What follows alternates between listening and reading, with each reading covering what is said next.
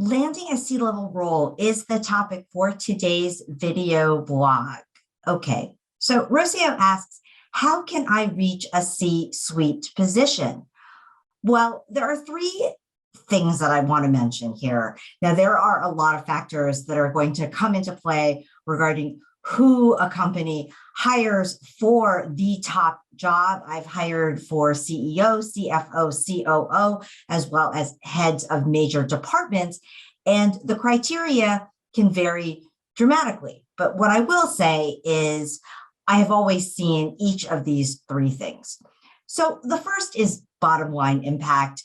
And this is obvious, I think, in the sense of, if I'm dealing with a fast growth company, they're going to specifically be looking at revenue generation. Certainly, they're going to want someone who is comfortable with adding to the top line.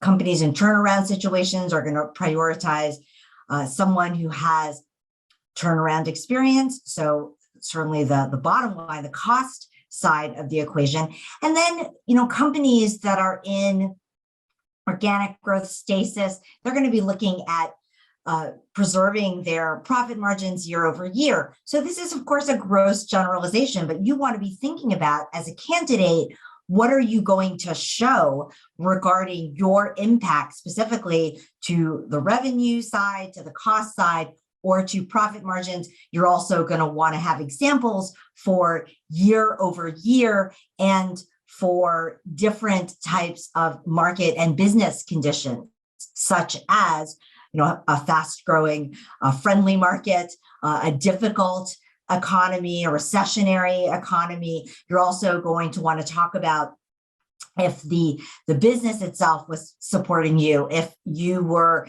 in a situation where you had the market lead position, or maybe you were the underdog. If you have all of those things, that would be ideal. But you do want to have something that showcases your contribution to the bottom line. Executive presence is another key factor. The fact of the matter is that when you have the top job, and not just the CEO job, but obviously the CFO in charge of all things finance, COO in charge of all things operations, but even, let's say, head of HR, head of communications, head of marketing, you're going to be out in front talking to key clients, talking to the board, potentially talking to the media. And so a company is going to want to feel comfortable that you can represent them well to all of their key stakeholders. And so you want to be thinking about where in my resume, in my online profile, in my interview responses, in all of my communication and marketing and branding to the companies that I want to hire me for this top job, where am I showcasing where I've been out in front, where I have demonstrated that I can represent the company well, and that I have this executive presence. Now, obviously, as you go through the interview process, you are also firsthand in real time demonstrating your executive presence in terms of your communication skills, as well as all of those nonverbals, your posture, your eye contact, and in this virtual world, your use of virtual communication. So that includes video and phone, as well as your use of social media.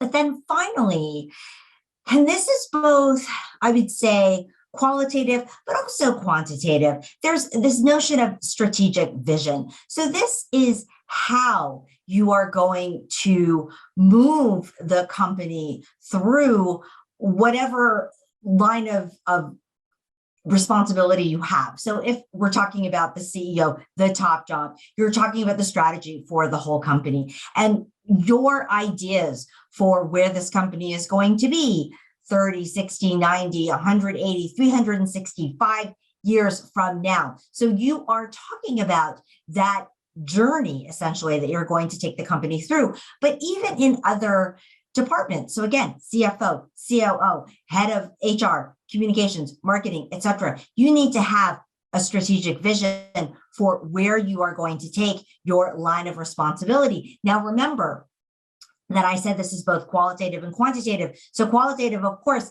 is that grand vision. Quantitative Now, you want to be careful about promising some hard metrics, but you should have some sort of idea about, how you're going to define what that success looks like, how you're going to measure it, how you're going to know what it is. That's what strategic vision is. And of course, it's going to vary.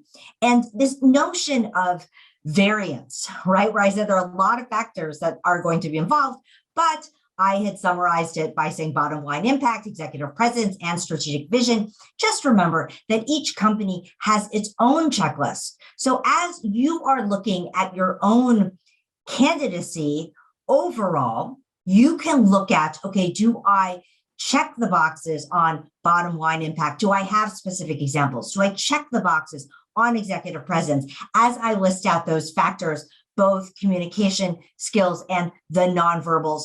Do I demonstrate those factors?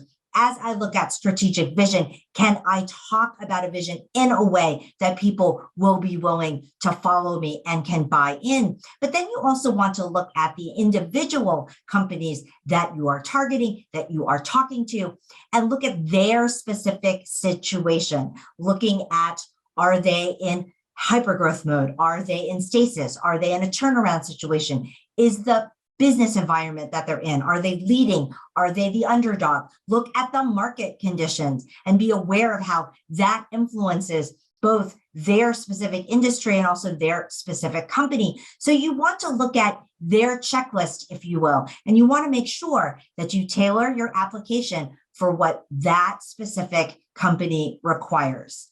So Roccio, I wish you the best of luck regarding your C-suite journey. And thank you for your question. And for everyone else, if you have questions for the next video blog, feel free to post in the comments or see me at dreamcareerclub.com.